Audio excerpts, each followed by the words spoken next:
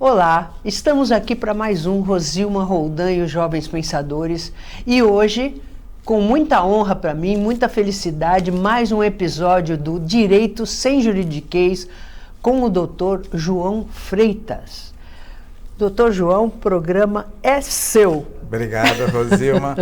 Continuando aí mais um episódio, né? Eu acho que é o nosso 8º ou 9º, falando aqui um pouco sem juridiquês, que é o que a gente preza, né, nesse quadro, para as pessoas leigas entenderem um pouco dos seus direitos. Então, o filho que cuidou sozinho do pai idoso ou da mãe idosa pode receber uma parte maior da herança?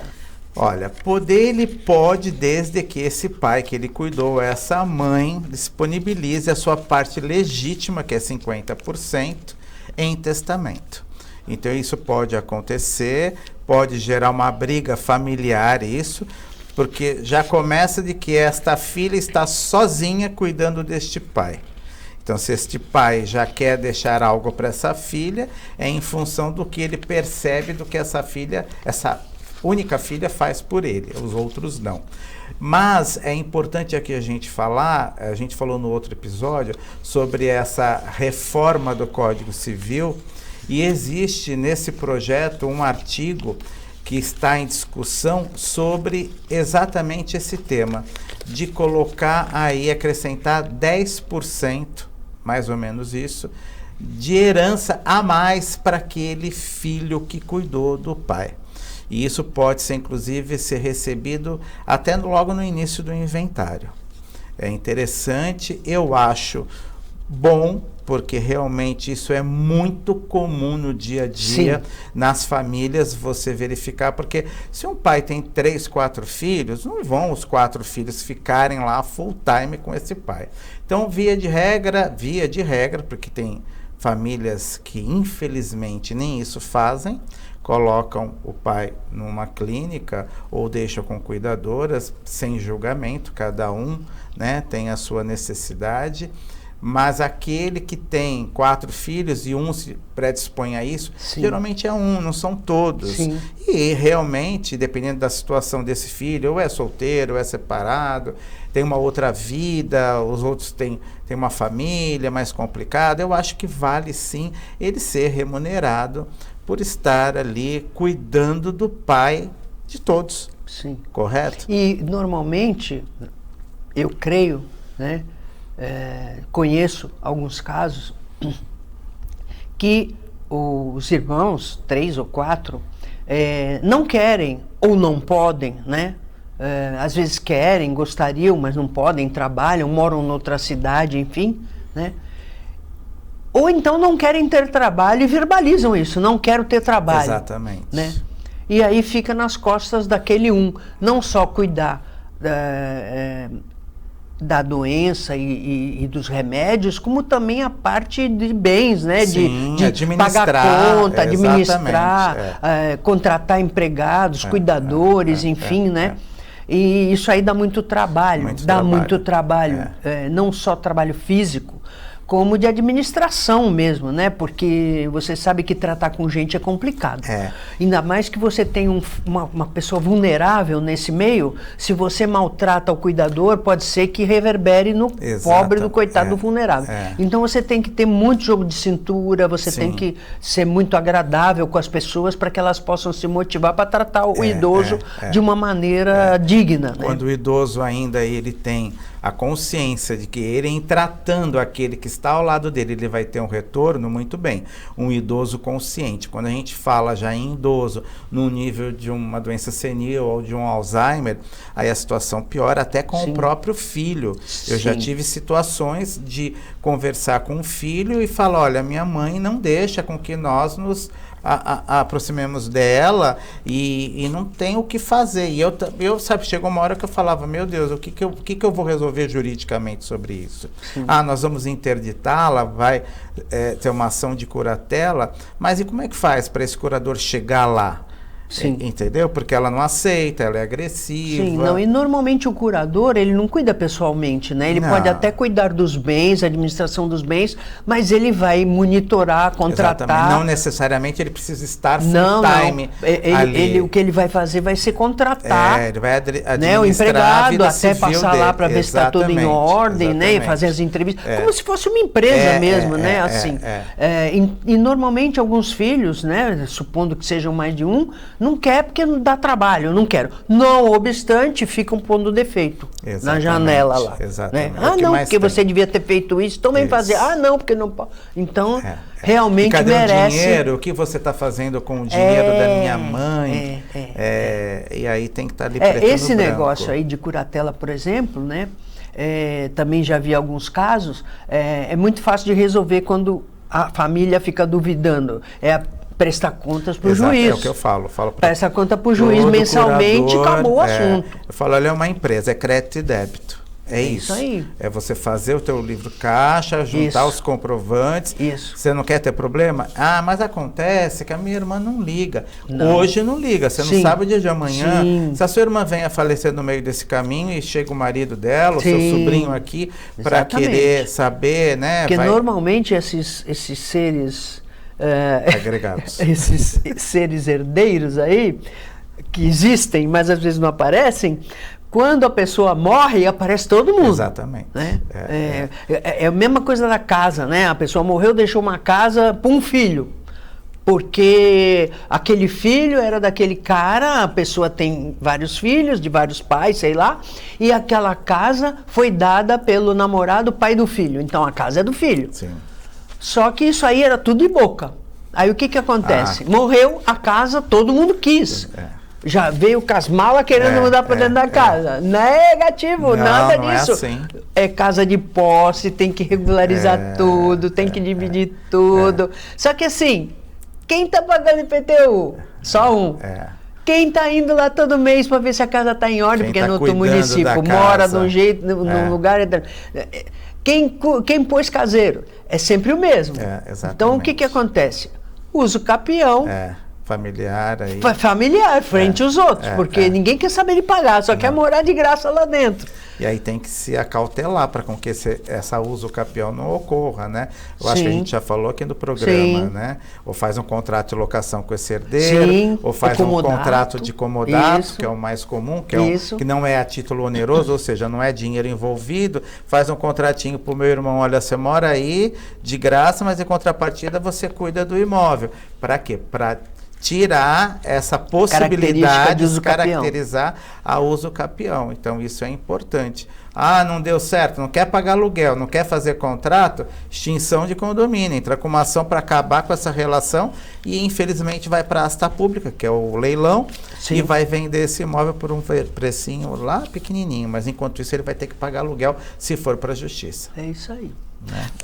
Né? O aplicativo recusou o passageiro com muletas. Olha, você sabe... Pode isso? Então, você sabe que isso aconteceu, foi comigo.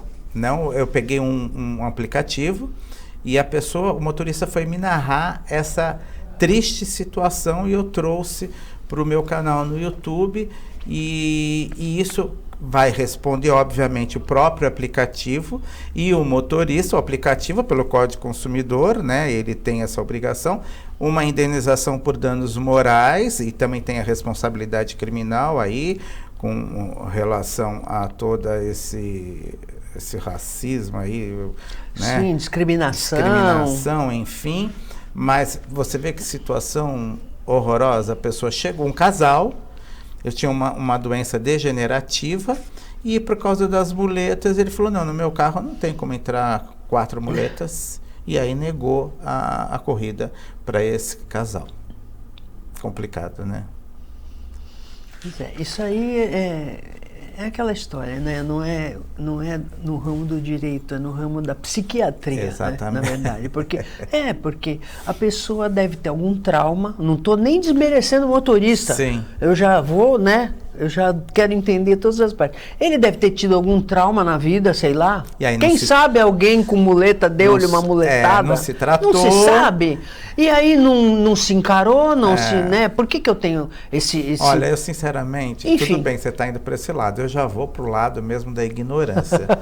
Porque muita gente ignorante. Não, mas o que eu queria dizer é o seguinte: traumas todos temos. Sim, mas vai tratar seus traumas. Não é por isso que eu vou jogar os traumas em você. Você veio todo gentil no meu programa, feliz e contente, aí eu tô traumatizada lá, que eu vi alguma coisa. Um erro não justifica o outro. Eu sempre falo isso. Não tem nada a ver com isso. É preferível. Vê se não funciona. Vai pro espelho. Conversa com você. Se não tiver como pagar terapeuta, vai pro espelho. Não, mas o espelho é a prova mais difícil. Eu sei, terapeuta é até mais fácil, porque você às vezes fica de costas para ele, deitado no divã. É verdade. O espelho... de costas eu não consigo ficar. Eu fico sempre de frente pro meu analista. Porque eu preciso ver, ela fala pra mim, você quer me olhar, né? Eu falo, eu quero ver tua reação do que eu vou falar. Pra ver se não é besteira. Tenho um relacionamento com um homem casado há 4 anos. A casa que moro está em nome dele, mas eu ajudei a pagar. Essas mulheres intricadas, arrombadas, tenho direito? Então, na realidade, se a gente for analisar, ela é uma amante, porque se ele é casado, ela não é namorada, não é nada. Sim. Então, ela é amante. Então, teoricamente, ao pé da letra, ela não teria direito a nada. Mas, aí, ela relata que ela pagou. Se ela pagou, ela tem comprovante. E aí ela vai pleitear a parte dela, mas não por ela ter sido amante, por ela... Sim, porque ela ajudou a pagar. Uma sociedade aí, é um negócio. Você pagou X, eu paguei Y, independentemente de nós termos uma relação extraconjugal. Esse recibo dela, se ele tiver vinculado à casa, ela pode exigir metade da casa, supondo que ela tenha pago metade. Isso, vai ser... Mas se for apenas um recibo de um dinheiro que ela pagou, a casa valia 40 mil, ela pagou 20, ela tem um recibo de 20 mil que não está vinculado à casa. Aí é uma dívida que ela pode cobrar do cara, não é isso? Mas aí vai depender...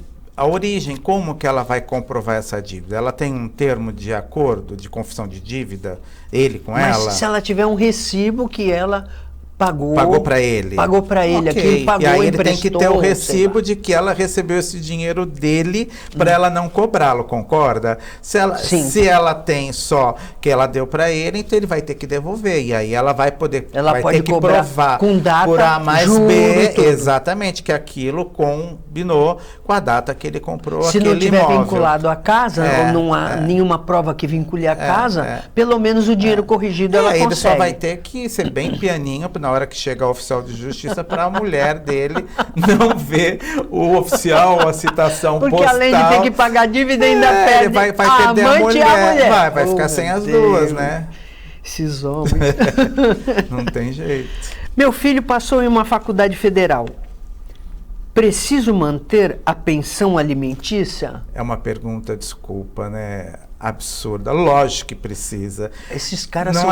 Amor de Deus. É só a mensalidade da faculdade? Exatamente. Só paga a mensalidade. E a moradia, a alimentação, e os livros, tudo. Então, assim, não é porque entrou numa faculdade que não é paga que esse pai tem que parar de pagar a pensão. Ele tem que pagar até 24 anos ou até o término dessa faculdade, o que chegar primeiro. E também para ele parar de pagar uma pensão não é automático, isso é muito importante.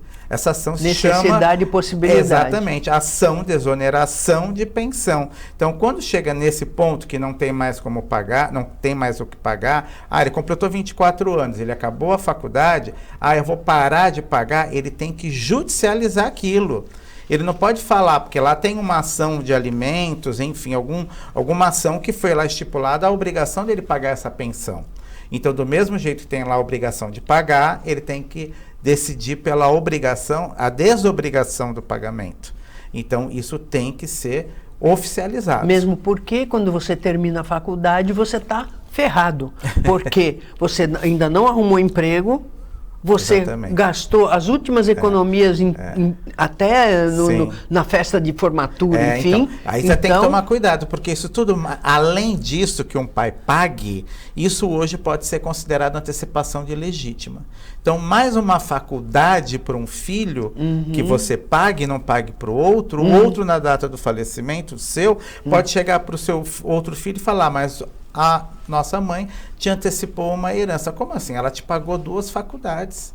Ela só tinha que ter pago uma. Então eu devia ter feito isso, porque no meu caso, eu estudei a vida inteira em escola pública. E as minhas irmãs sempre estudaram em escola paga e a minha irmã, mas é diferente. caçula, é Enquanto médica. Você tem o direito de receber este pagamento, que nem no filho, que até os 24 anos ele estudou muito bem. O problema é depois desse direito dos 24 anos ou da primeira faculdade, aí aquele filho que fica até 40 anos e o pai está sustentando na faculdade. A minha mãe já era viúva e pagou a faculdade de medicina da Lusíada da minha irmã, agora, que é baratinha pra caramba. Agora, mas até aí tudo bem, estava dentro da possibilidade dela pagar e a necessidade dentro da que estava na lei. Sim. Agora, hoje em dia, os casamentos, isso aí são decisões do STJ, de casos assim, até casamento, festa de casamento está sendo considerado antecipação de legítima.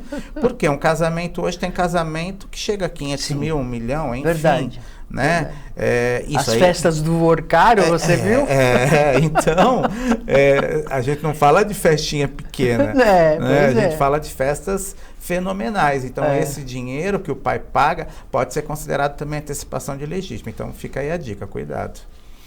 Contratei um GP para um encontro e, para minha maior surpresa, era minha esposa.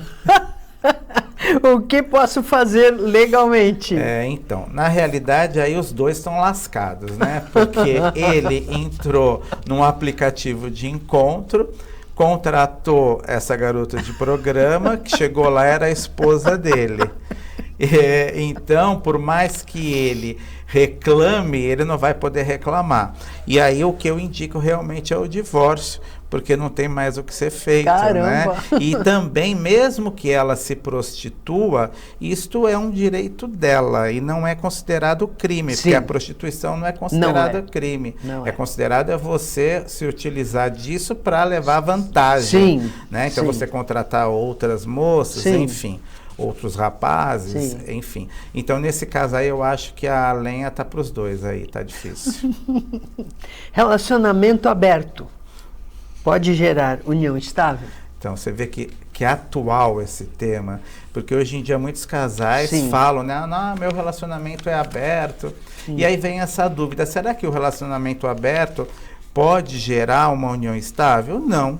Porque o relacionamento, a união estável, a gente tem que entender que tem que ser um relacionamento público, contínuo, duradouro e com a intenção principal de constituir família. Então, se eles se mantêm desta forma, ok. Agora, não é porque eles chegam no final de semana e cada um vai dar um beijinho em quem quer e depois eles voltam, que isso vai ser considerado uma união estável. Isso aí é uma outra coisa, respeitando cada um no seu galho, mas isso é uma outra coisa. Então, ao meu ver, não vai ser considerado uma união estável, senão vai virar uma família poliafetiva, que também não é reconhecido poliamor. No nosso país. Fiz um testamento. Posso desistir? Tivemos um caso recente de uma herança para um pet. Então, isso também é recente, essa decisão. O testamento, ele pode, sim, desistir daquilo que você testamentou. Inclusive, tem pessoas que fazem um testamento, eu vou deixar o imóvel para fulano, ciclano, beltrano, você sabe. Aí a pessoa, no decorrer da vida, ela vende aquele bem, na hora que vai abrir o testamento, deixou 3 casas para o João Freitas. Mas acontece que vendeu, azar teu, ele já vendeu o imóvel durante a vida. E aí é importante, óbvio, o testamento tem que se ater aos herdeiros obrigatórios, se você tiver, saber para quem deixar, para quem não deixar. Quando você não tem herdeiros obrigatórios necessários, que são descendentes e ascendentes, né, e sempre cônjuge e companheiro atualmente, você pode deixar 100% para quem você quiser. E aí entra essa decisão, que foi o seguinte, que é um homem milionário, que ele tem um cachorro caramelo, e ele deixou 50% da fortuna dele para o cachorro. Na realidade não é para o cachorro, porque não se pode deixar herança para um ser que não é considerado. E aí ele deixou para uma ONG e pediu com que esta ONG tomasse conta desse príncipe, porque ele falou: eu quero que o meu pet seja tratado como um príncipe, até ele falecer com todas as, né, mordomias. Zé Caramelo merece.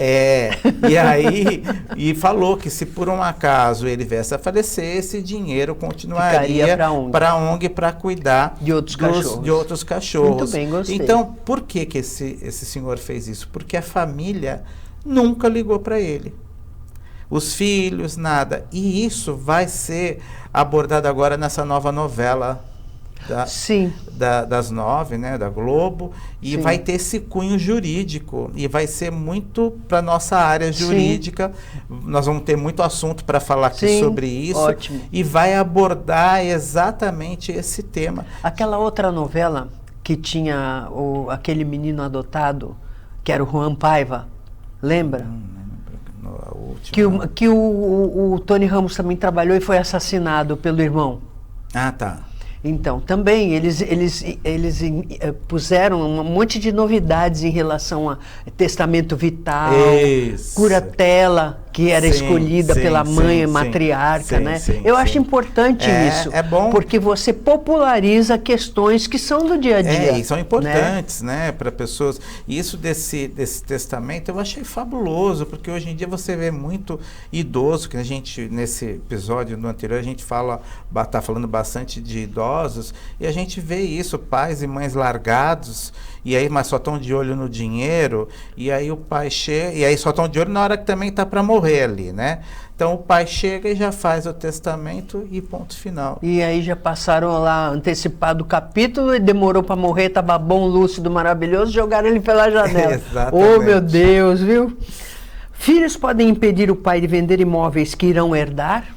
Jamais. Não existe herança de pessoa viva, é um outro ponto.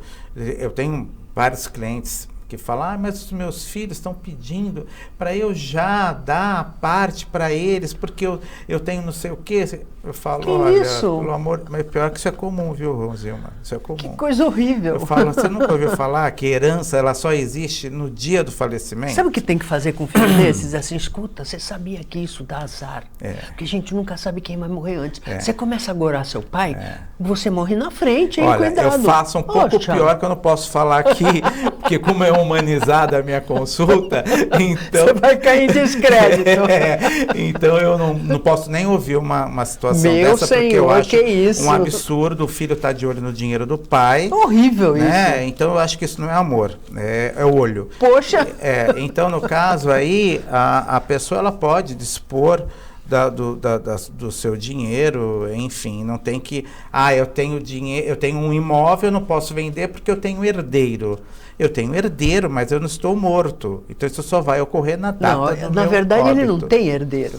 Exato. Herdeiro se tem quando se morre, porque né? Eu posso pegar o tudo herdeiro que eu pode tenho, morrer antes dele. Vendo tudo, vou passear na Europa, boto com uma mão na frente e outra atrás, a não ser acabou. Que, Rosilma, isso também acontece. As pessoas perguntam: tem idade para fazer testamento? Não.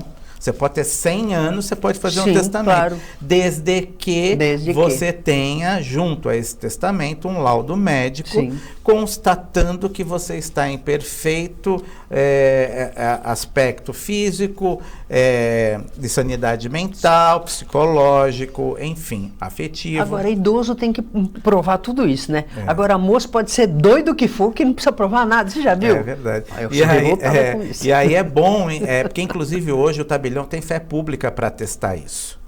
Então, quando você vai fazer um testamento, fui fazer recentemente um testamento no cartório, e a pessoa tinha 60 anos, e eu não levei, não juntei o laudo. Aí ele mesmo falou: não, doutor João, não tem problema, eu mesmo vou conversar. Sim, e aí, tem fé pública. Aí ele mesmo falou: que dia é hoje, que cidade nós estamos, por que a senhora está fazendo hoje? E atestou, por ser uma pessoa jovem, né? Mas assim, quando a pessoa é mais velha e passa por situações como essa, é muito importante você, inclusive, lançar no testamento que junto a que neste momento o laudo médico atestando a sanidade mental do testador. Isso é muito importante. E tem muitos filhos que falam, até antes de vir eu estava fazendo uma pesquisa e vi, meu pai tem muitas namoradas e vive passeando. Gente, e aí nós vamos bloquear os bens dele. Gente, isso aí tá vendo muito filme, muita novela, né? Porque isso não existe, né? Vai gastar de bobeira e não vai ter o retorno que quer. Então, quer dizer, ele, enquanto estiver bem, se ele não estiver sendo enganado por esta jovem, por essas mulheres, enfim, o que quer que seja, ok. Se for, aí eles vão ter que provar que ele está delapidando o patrimônio próprio em detrimento dessas mulheres, enfim. Mas quando não for o caso, ele tem que ser feliz, ele pode gastar com quem ele quiser, com homem ou mulher, com quem ele quiser. Olha, temos 1 minuto e meio e aquelas perguntas do outro programa ficaram aqui, sobrando. Mas fica para o próximo. O Airbnb mudou. Então isso é importante, é um tema um pouco fora da minha área, mas é recente essa decisão, que agora os condomínios residenciais necessitam de assembleia, pela maioria, 2/3, para que o morador possa alugar por aluguel por curta temporada. Não é nem com relação ao Airbnb esse aplicativo, mas todas as locações por tempo pequeno, por temporada. Tem que ser submetida à assembleia do condomínio. Eu acho importante, porque senão vira isso comercial. Isso lá no meu prédio já foi comunicado, mas e depois eu vi a notícia também. Não tem isso, nem na convenção é proibida, não tem assembleia, nada foi alterado, e o síndico permite com que alguns imóveis, alguns apartamentos sejam alugados por esses aplicativos. Então, hoje em dia, não pode. Meu querido, obrigada mais uma vez. Obrigado a você. Já está intimado a voltar no final de junho, para a gente fechar junho assim com chave de ouro. Sim. Né? Julho a gente vai jogar reprise. E julho é meu aniversário, né, canceriana. Então por isso que eu vou já te dar férias para comemorar o aniversário com felicidade. E aí a gente volta em agosto também, sempre no final do mês, fechando com chave de ouro. Sempre com esse bom humor, isso aí. Com essa humanidade, com esse conhecimento, com essa simplicidade que está tão em falta nesse mundo, né? É verdade. Essa eu sempre falo, 2 palavras que eu falo muito, colaboradores meus até brincam. Lá vem o ressignificar e a humanização do Dr. João. E eu falo muito essas 2 palavras, ressignificar, que é muito importante a gente não viver do passado, a gente tem que mudar, né, para a roda andar, senão a vida fica estagnada. Parece uma simples palavra, né? E como é difícil ressignificar, né? Mas como a gente vive do passado. É o meu mantra de vida. E humanizar, você tem que se humanizar de alguma forma, abraçando, beijando, sendo simpático, carismático, escutando o próximo, né? Se colocando no lugar do outro. Eu sempre me coloco no lugar do outro. E também, se alguém for folgado com você, não precisa maltratar. Eu já, graças a Deus, eu mudei. Eu acho que é a maturidade, né? É só, simplesmente você esfriar com a pessoa, desligar. Ela entende, afasta. Afasta, porque sabe o que acontece? Se você é estúpido, se você é ríspido, quem sofre é você. Exatamente. Depois, eu sou assim, aí eu fico com remorso. Exatamente. Vou olhar no espelho, não gosto, fico discutindo comigo. Igual com todo mundo, aqueles que você pode ser diferente, você traz um pouquinho mais para perto, mas ser igual com todo mundo, porque todo mundo merece respeito, eu também. Se a pessoa não me respeita, não precisa ser agressivo, mas às vezes existem desrespeitos de uma outra forma. Existem pessoas, eu vou falar assim, a pessoa acorda de manhã, olha para o espelho, não gosta do que vê e os outros pagam. Então você tem que identificar e ficar longe do alvo. Não ser alvo, né? Obrigada mais uma vez e espero que vocês tenham gostado do programa de hoje, esperando estar novamente com vocês sábado que vem às 15 horas, com reprises quinta-feira às 20h30, lembrando que pomos tudo no YouTube, tudo que passa aqui no Jovens Pensadores, no nosso canal Jovens Pensadores, para você assistir e rever quando quiser. Até o próximo programa, se Deus quiser.